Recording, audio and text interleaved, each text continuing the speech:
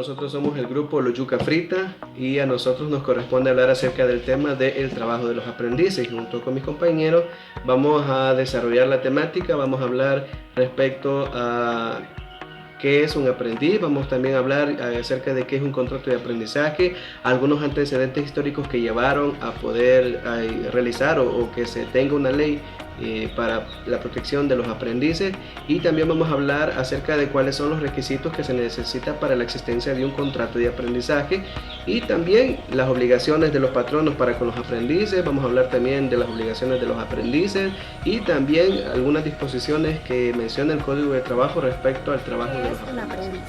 Se le denomina aprendiz a la persona que aprende algún arte u oficio, es decir, que es la que se encuentra en fase previa a lo que es el aprendizaje o a la obtención de un cargo de una empresa o puesto oficial, es decir, de que con anterioridad de que la persona esté optando por un cargo específico en una empresa, tiene que llevar aunque sea un pequeño conocimiento de lo que es lo que va a ir a hacer ejercer. Entonces, ¿qué quiere decir? Que con tiempo tiene que estudiar o ya sea la misma empresa opta por eso, para que la persona que vaya a trabajar con ellos tengan un previo conocimiento antes de poder otorgarles lo que es el cargo. Ahora bien, ¿qué es un contrato de aprendizaje? Se dice que según el Código de Trabajo, en el título segundo del trabajo a los regímenes específicos y al capítulo 1 de los aprendices en base del artículo 61 de lo que es la Constitución, dice lo siguiente. Contrato de aprendizaje, ¿qué es? Según el artículo 61, como yo lo había mencionado, dice que es el convenio escrito en virtud del cual una persona natural o jurídica se obliga por sí o por un tercero a enseñar a otra persona natural la práctica y preparación técnica de un oficio, arte o ocupación y pagarle una retribución equitativa. ¿Qué es lo que quiere decir?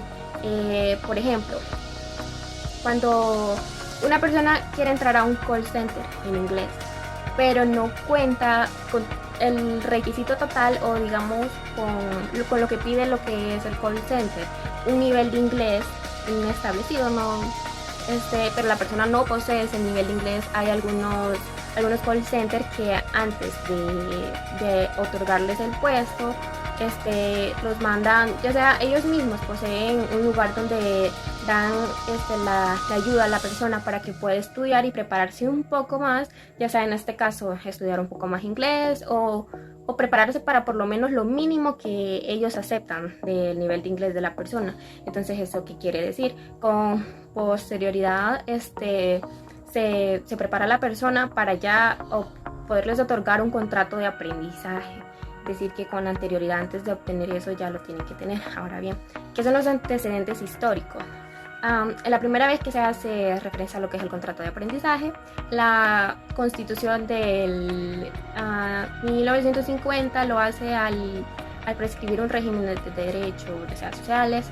Se dice que en el título 11 del capítulo 2, según lo referido a la regulación de trabajo y lo que es la seguridad social, que es a la regulación de 188, se dice que el contrato de aprendizaje será regulado por lo que es la ley.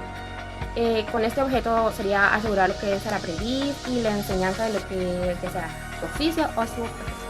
Muy buenas tardes, licenciado. En esta tarde hablaré sobre los antecedentes históricos y cuáles son los requisitos esenciales para la existencia del contrato de aprendizaje. ¿Qué es el contrato de aprendizaje? Según el Código de Trabajo de El Salvador, en el artículo 61 dice que el contrato de aprendizaje es el convenio escrito en virtud del cual una persona natural o jurídica se obliga por sí o por tercero a enseñar a otra persona natural la práctica y preparación técnica de un oficio, arte o ocupación y pagarle una retribución equitativa. En la Constitución de 1950 se empezó a tomar en cuenta sobre contrato de aprendizaje en el artículo 188, en la cual el contrato de aprendizaje sería regulado por la ley, con el objeto de asegurar al aprendiz enseñanza de un oficio o profesión, tratamiento digno, retribución equitativa y beneficio de previsión y seguridad social. Posteriormente, en la Constitución de la República en 1962 se reguló por medio del artículo 187. Históricamente ya habían existido leyes sobre el contrato de aprendizaje. Primera ley que se promulgó en el país sobre el contrato de aprendizaje fue la Ley sobre Aprendizaje de Oficios y Artes Mecánicas e Industriales, que data del 29 de mayo de 1914, pero que no tuvieron vigencia efectiva debido a que no existía un eficiente servicio de vigilancia que garantizaran a su cumplimiento, puesto que tenía muchos procedimientos engorrosos y exigían muchas formalidades. Al Estado de esta época le interesó su aplicación de la ley de forma efectiva, que se volvió una ley y sin efecto. Es así formalmente la ley que la ley del contrato de aprendizaje se empezó a aplicar de forma efectiva en la Constitución de 1950. Posteriormente, en la Constitución de 1962, las modificaciones que tenían estas leyes fueron vigentes en una época distinta a la de 1914.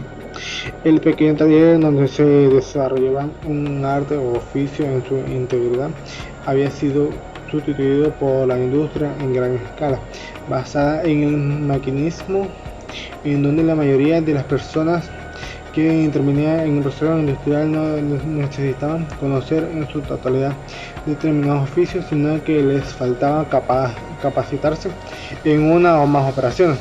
Esta última ley fue quitada por la Ley Orgánica del Ministerio de Trabajo y Prevención Social 26, decretada a los 27 días del mes de noviembre de 1963 y que entró en vigor el día 19 de diciembre del mismo año, la cual ya regulaba la existencia del Departamento Nacional de Aprendizaje y lo hacía en sus artículos del 63 al 68.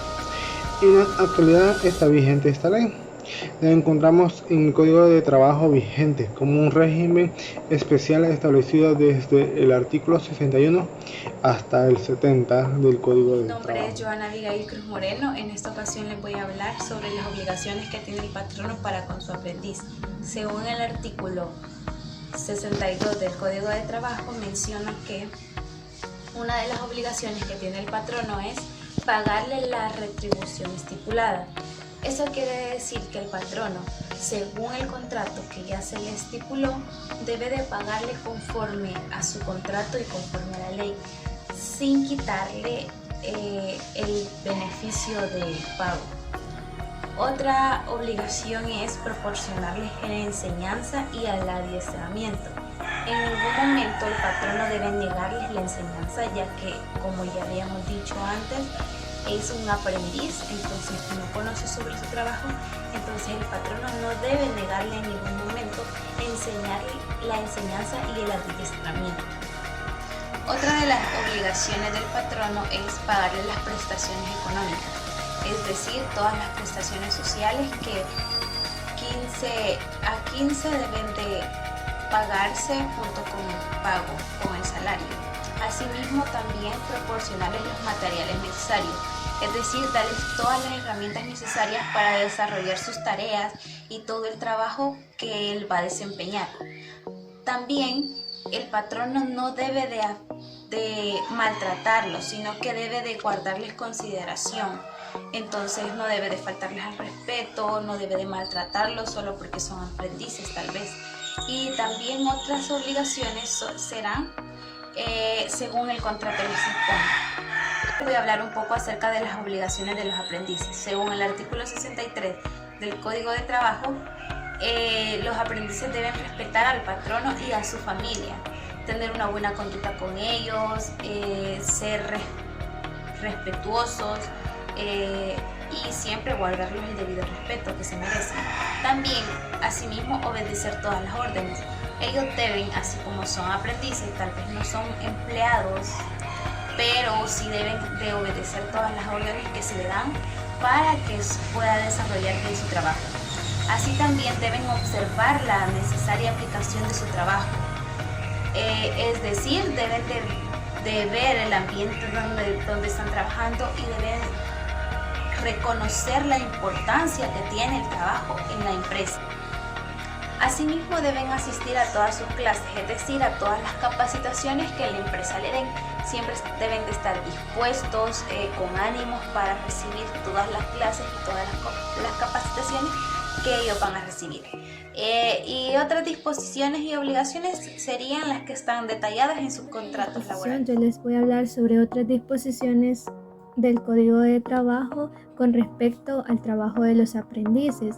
Según el Código de Trabajo, el aprendiz es la persona que es enseñada por otra. Este goza de una serie de derechos regulados en el cuerpo normativo.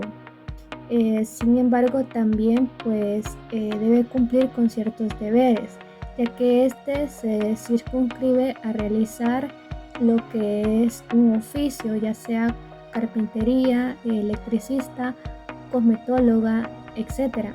Sin embargo, no pueden ser ocupados en ninguna actividad que sea incompatible con su formación, es decir, en trabajos o oficios que no se hayan establecido en el contrato que se haya celebrado.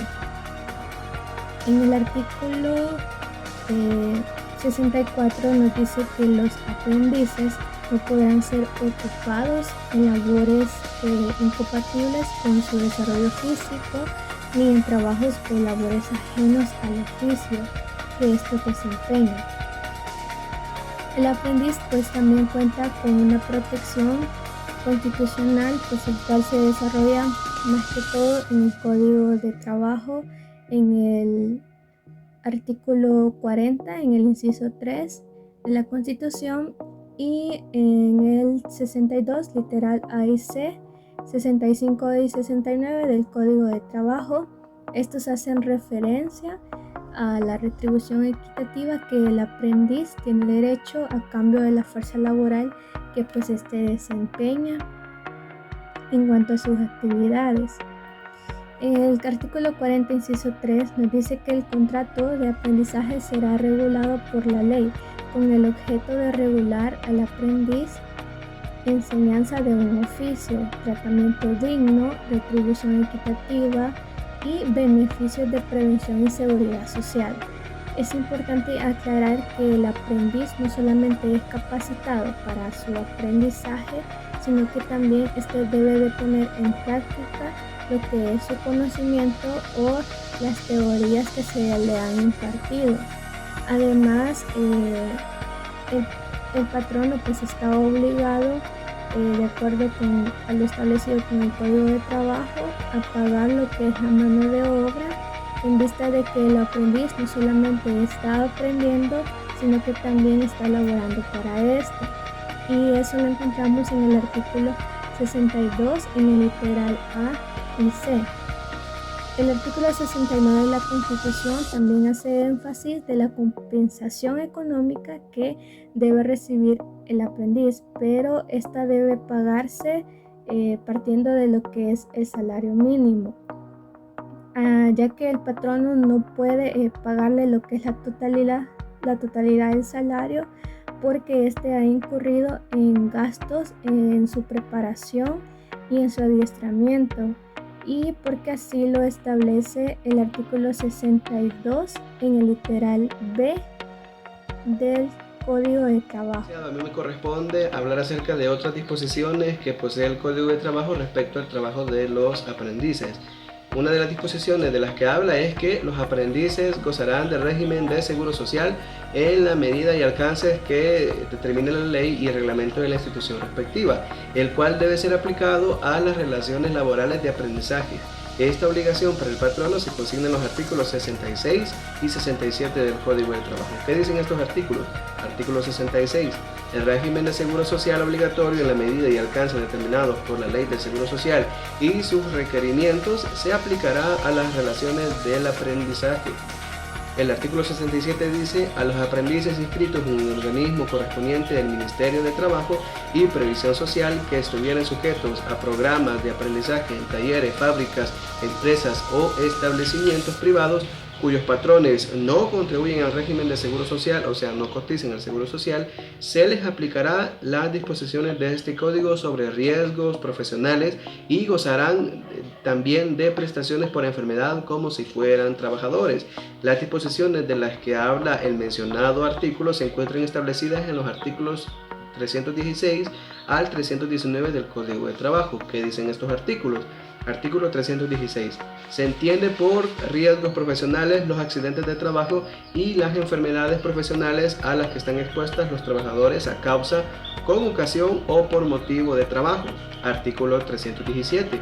Accidentes de trabajo es toda lesión orgánica, perturbación funcional o muerte que el trabajador sufra por causa, con ocasión o por motivo de trabajo. Dicha lesión, perturbación o muerte ha de ser producida por la acción repentina y violenta de una causa exterior o del esfuerzo realizado.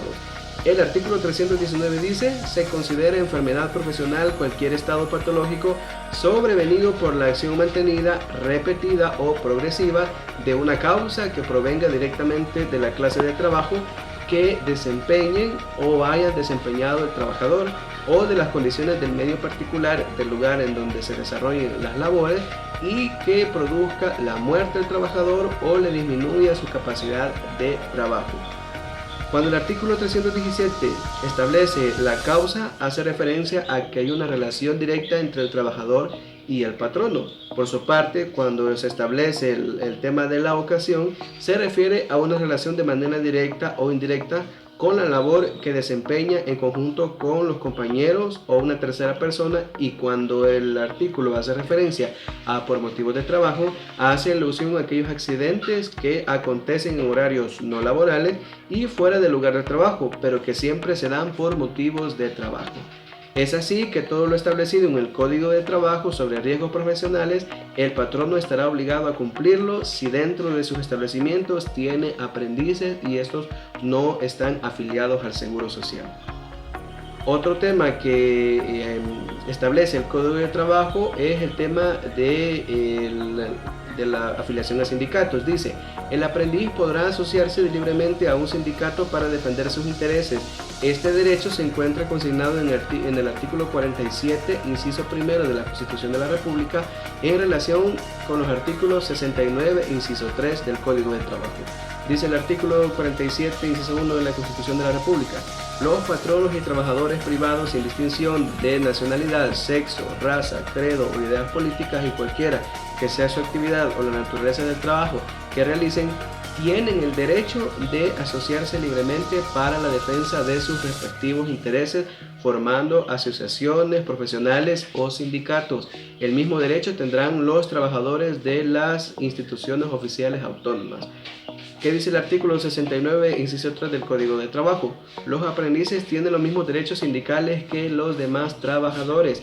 Y el artículo 204, inciso 1 del Código de Trabajo dice: tienen el derecho de asociarse libremente para defender sus intereses económicos y sociales comunes, formando asociaciones profesionales o sindicatos, sin distinción de nacionalidad, sexo, raza, credo o ideas políticas, las siguientes personas: los patronos, los trabajadores privados, los trabajadores de las instituciones oficiales autónomas. Entonces, estas son las disposiciones que menciona el Código de Trabajo respecto al trabajo de los aprendices. Muchas gracias.